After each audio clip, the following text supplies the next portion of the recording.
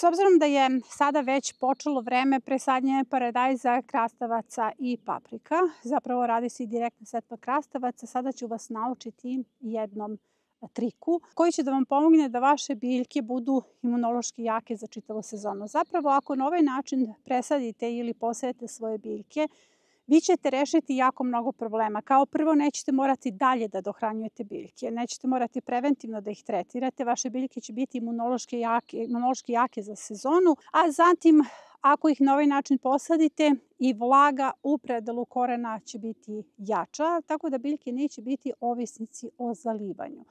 U pitanju je sadnja biljaka sa nekim divljim biljkama koje se postavljaju u koren. Ovo zapravo nije moja originalna ideja.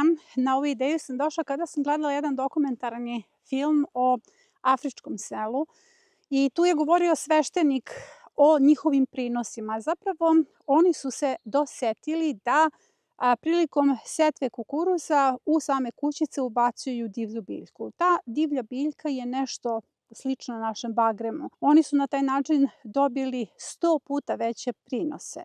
To je meni bila inspiracija da istražujem koje biljke u našem okruženju mogu da povećaju prinose našim kulturama. Zapravo, kako dodatno da iskoristimo resurs. Ovo je dobar način da se pomirite sa divljim biljkama. Takođe vas podsjećam da na kanalu već imamo jednu epizodu sadnja paradajza sa bagremom, ali u ovoj epizodi pričam o jednoj sasvim drugoj biljci. Biljka koja je vrlo efikasna zato što pokazuje jak antagonizam prema gljivičnim infekcijama. Dakle, sada ćemo pričati o tome koju divlju biljku ugrađujete sa paradajzom kod sadnje, sa krastavcima i sa paprikama za njihove mnogo bolje prinose. Prvo ću se pozabaviti paradajzom. Želim da vidite kako izgleda paradajz koji je uzgojen u kolektivu. Zapravo, on je posejan u kolektivu, tu je ostao, nije uopšte pikiran, vrlo su čvrste sadnice. Ove sezone smo mi zapravo prilično apstrahovali ove naše rasadnike, tako da nismo radili puno pikiranja paradajza. Ispostavilo se da je to dobro rešenje. Zapravo, šta dobijate ako na ovaj način posadite paradajz? Kao što znate, kada sadimo paradajz u zemljanu biobaštu, mi moramo da ga dohranjujemo 15 dana nakon presadnje. Počinje prvo ta prva prolećna dohrana, pa onda vidjet ćete spisak u čitaonici i u nedeljniku je taj spisak objavljen. 30 dana nakon presadnje imamo neku novu dohranu, nakon toga 45 dana nakon presadnje, 60 dana nakon presadnje. Stalno ga dohranjujemo zbog pre svega jačeg imuniteta. Kao što znate, paradajz ima veliki problem u bašti, u pitanju je plamenjača. A plamenjaču nećemo rešiti tako što preventivno tretiramo biljke, već tako što biljke dobro hranimo. Evo recimo, vi sigurno sebi ne dajete antibiotike niti lekove zato što se bojite da će vam se desiti neka bolest, već jačate svoj imunitet pravilnom ishranom. S obzirom da je taj sistem ishrane prilično naporan, ako na ovaj način posadite paradajz, vi ćete sve te ishrane, odnosno sve dohrane koje idu 2 meseca tokom presadnje paradajza, prosto da izbegnete. Dovoljno je samo da ovu biljku stavite kod sadnje u rupu zajedno s paradajzom. Vidite kako su biljke čvrste, njih sam hranila isključivo kvascem i šećerom i one su sada zaista dovoljno čvrste i spremne za presadnju. Paradajz se obavezno sadi u paru i to ću vam sada pokazati zato što je tada, kada se biljka spoji u predelu korena, biljka imunološki jača. Što se tiče biljke koju ugrađujemo, odnosno ubacujemo u sadno gnezdo zajedno sa paradajzom, u pitanju je maslačak. Maslačak u sebi sadrži bakar, kalcijum, kalijum, fosfor. Izuzetno je važno hranivo, ali ono što ga čini posebno važnim za paradajz jeste da pokazuje veliki antagonizam prema svim gljivičnim infekcijama. Zapravo, kada posadite paradajz sa seckanim maslačkom, on je imunološki jači. To je jedan od trikova, jer svi u okruženju koji izgube biljke tokom plamenjače se čude kako to da moje biljke opstaju, odnosno vrlo brzo se oporavljaju i nakon plamenjače, pa jedan od razloga jeste upravo maslačak. Skinite ove cvetne latice da ne biste rasijali maslačak u gnezdo i ovo će se sad iseckati i to je spremno za sadnju. Maslačak je potrebno iseckati ovako i on je onda spreman za ubacivanje u setveno gnezdo. Setveno gnezdo za paradajz mora biti usko, ali malo duže, zato što paradajz sadimo u paru i moramo da ga polegnemo, a to ćete sada da vidite. Ovo je sada spremno. Paradajz koji se nalazi u kolektivu, dakle koji nije združen u jednu čašu, združit ćemo kod sadnje. Da biste s lakoćom izvadili paradajz, potrebno je da vam žardinjera bude potpuno suva, dakle nemojte da zalivate paradajz 24 časa pre sadnje i vidite kako se sadnica vrlo lako izvlači. Onda ćemo skinuti sve ove listove koji nam nisu potrebni, jer se paradajz sadi duboko, dakle bukvalno do ovog vrha. Evo sada ću da izvadim još jednu sadnicu, da je pripremim. Nemojte da brinete ako udružite različite sorte, ja uvek udružujem različite sorte, samo je potrebno da sorte koje udružujete budu jednake po rastu. Dakle, da budu ili obe determinantne ili obe indeterminantne sorte. To samo znači indeterminantne sorte su onda visoke sorte koje nemaju ograničen rast, za razliku od determinantnih koje su uglavnom žbunovi. Sada kada ste pripremili 2 sadnice paradajza za presadnju, sada se pitate kako da presadite ovaj paradajz, zato što ide u paru i treba da ide duboko do prvih listova.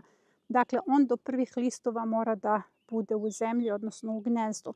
Svaka ova dlačica jeste potencijalni koren i kada paradajz napravi ovako dubok koren, budite ubeđeni da s njim nemate problema tokom sezone. To ćete uraditi na sledeći način. Pogledajte šta ja radim. Bukvalno uvrćem koren i biljku ću ovako da ubacim u malo šire gnezdo. I nakon toga ću samo da ispravim, sada ćete to i videti. Sada ću vam pokazati kompletan proces presadnje paradajza zajedno sa maslačkom. Potrebno je da napravite dubina do 10-15 cm, a gnezdo koje je širine 10 cm, ali dužina je ovde bitna, dakle mora biti duže, u ovom slučaju je dužina nekih 25 cm. Zatim na dno stavljamo ovakvu šaku maslačka. Rasporedite to. Nakon toga stavljamo šaku komposta mešavine 3-2-1 i nakon toga paradajz koji sam savila spuštam. Evo ga. Spuštam unutra i preko ide suva mešavina. Sada ćemo sve to dobro da zalijemo. Navučete seno i paradajz je posađen zajedno sa maslačkom. I sada je potrebno dobro zaliti i narednih nedelju dana budite bez brige. Ovo je idealno za vikend baštovane koji recimo dođu u svoju vikendicu, posade paradajz i onda nisu fizički prisutni da ga zalivaju svaki dan. Nekada kada sam ja sadila paradajz prvi put, kada nisam znala za ovakve trikove, svaki dan nakon presadnja sam ga zalivala dok mi ne pokaže da se on primio.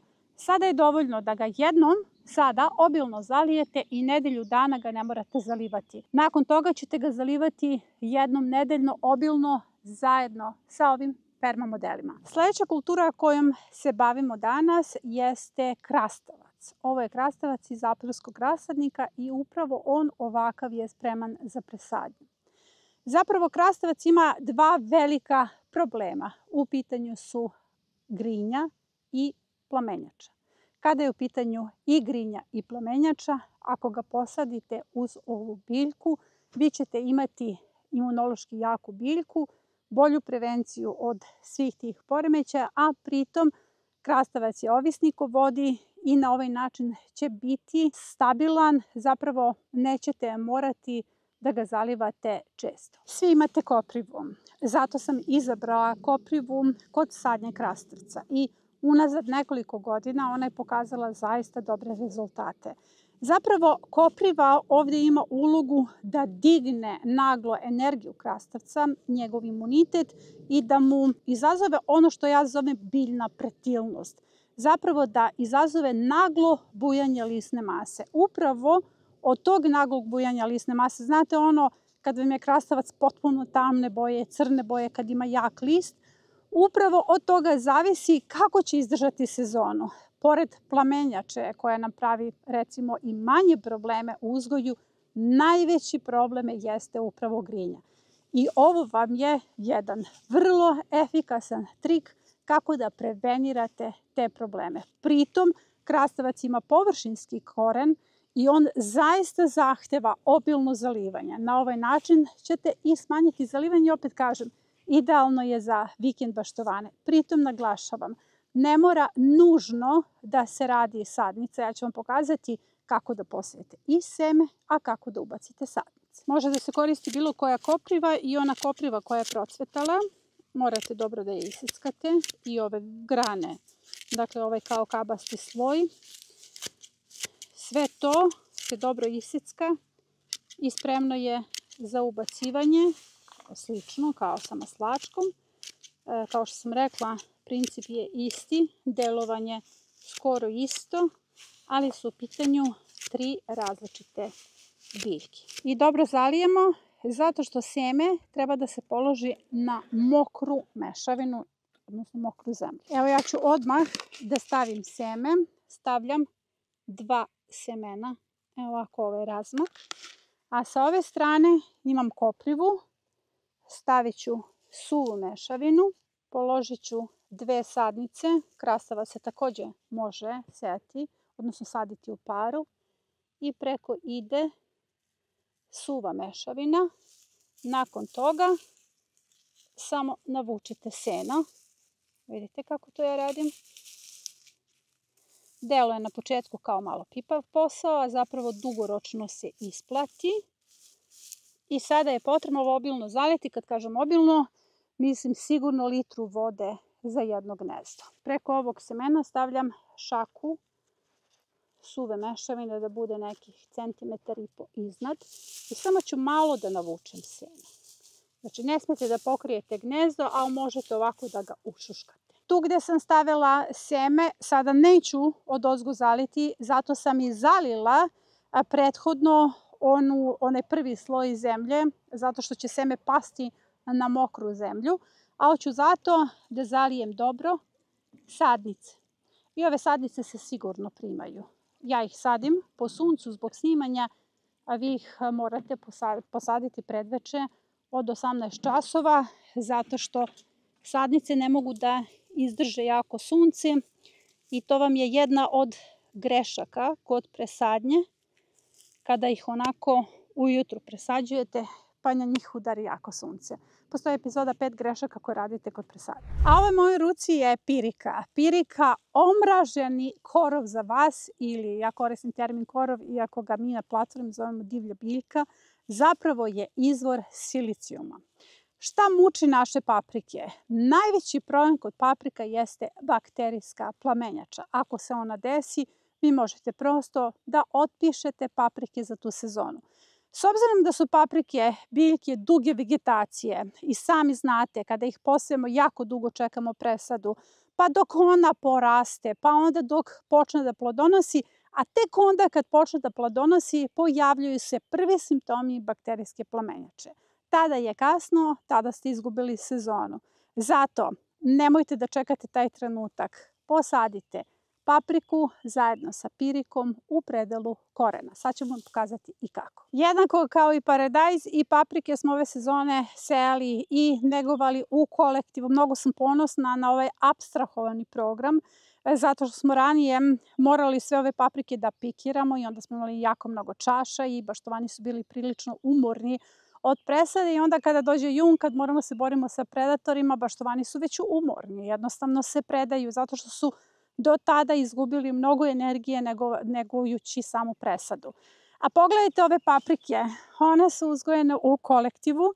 Paprike su jako spore biljke, dugo su bile male. Čovjek bi pomislio ništa od njih neće biti, ali paprike jako dugo razvijaju koren i kada razviju dobar koren, onda jednostavno samo buknu. I paprike se sade u paru. Sada ću vam pokazati kako. Kao što sam rekla, i paprike se sade u paru. Ukoliko ih niste pikirali u paru, onda ćete ih združiti jednostavno kod presadnje ili ćete uzeti prve dve biljke koje su se nekako u samoj žardinjeri spojile u predalu korena. Paprike sadimo u paru zato što su udružene u predalu korena. Simbioza u predalu korena omogućava da imaju mnogo jači imunitet. Evo, ova paprika je sada spremna za presadnju. Također ću je pripremiti. Skinut ću ovaj višak listova. Posadit ću je duboko, bukvalno da joj čitav ovaj deo uđe u gnezdo. Ovako ćete seckati pirevinu. Silicijum iz pirevine će pojačati papriku, odnosno pojačava njen imunitet na pojavu svih infekcija, pre svega gljivičnih, ali i bakterijsku plamenjaču. Jednako kao kod paradajza, u čitaonici imate predlog ishrane paprike nakon presadnje. Ako je stavite piriku u predalu korena, ne morate uopšte dalje dodatno da je hranite, to je zaista sasvim dovoljno. Jednako je i sa krastavcem. Na toj tabeli krastavac se vodi kao tikvenjača. Možda vas to zbunjuje pa pitate često zašto tu nema krastavaca. Zapravo, na ovaj način i kod paprike, koja je jednako kao krastavac ovisnik o vodi, vi ćete smanjiti zalivanje. Rekla sam već, ovo su idealni trikovi za vikend-baštovane ili mene koja jednom nedeljno ulazi u baštu zbog obaveza na platformi. Napravila sam gnezdo, klasično gnezdo, sadno iz epizode Osnovni pojmovi za postavku motivacione bašte. Uvek vas vraćam za tu epizodu, zato što je ona osnovna epizoda da biste razumeli setvu i sadnju po ovim principima. Zapravo, gnezdo uopšte ne treba da bude veliko. Ova paprika je već spojena. Često me pitate da li treba razdvajati paprike, da na ovaj način budu udaljene jedna od druge. Ne. Ja paprike bukvalno ovako spojeno ubacujem u jedno gnezdo i onda imamo dve paprike u jednoj ravni. Dakle, ovako ovo će izgledati kao da je jedna malo bujnija paprika. Zapravo, u ovo gnezdo sada stavljamo ponovo seckanu piriku. Kao što sam rekla, ponovo stavljamo divlju biljku, u ovom slučaju je pirevina. Moram brzo da radim jer paprika već reaguje na jako sunce. Ubacujem papriku, vidite kako sam je ubacila. Samo je položim, imamo 2 šake mešavine. Navučem seno i sada ćemo je zaliti i paprika je posađena. I ostalo je još obilno zalivanje, kad kažem obilno, litra po jednoj sadnici, odnosno po jednom sadnom gnezdu. Ovako posađene biljke se 100% primaju.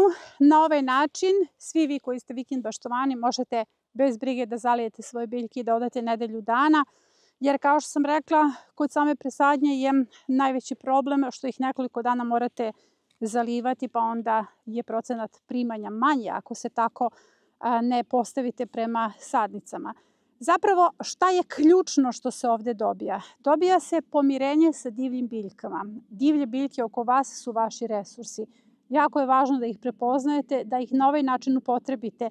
Ušteda je ogromna, pre svega ušteda energije, ušteda para, koliko samo novaca dajete na različita đubriva kod presadnje ovih kultura, naročito vi koji recimo uzgajate u plastenicima i vi koji uzgajate na konvencionalnom metodom, recimo koristite mineralna đubriva, vi na ovaj način možete povećati prinose i 100%, a da pritom koristite vlastite resurse.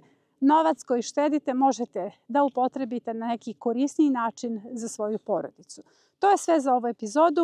O ovome ću malo detaljnije pisati u novom nedeljniku i to će biti nedeljnik broj 30.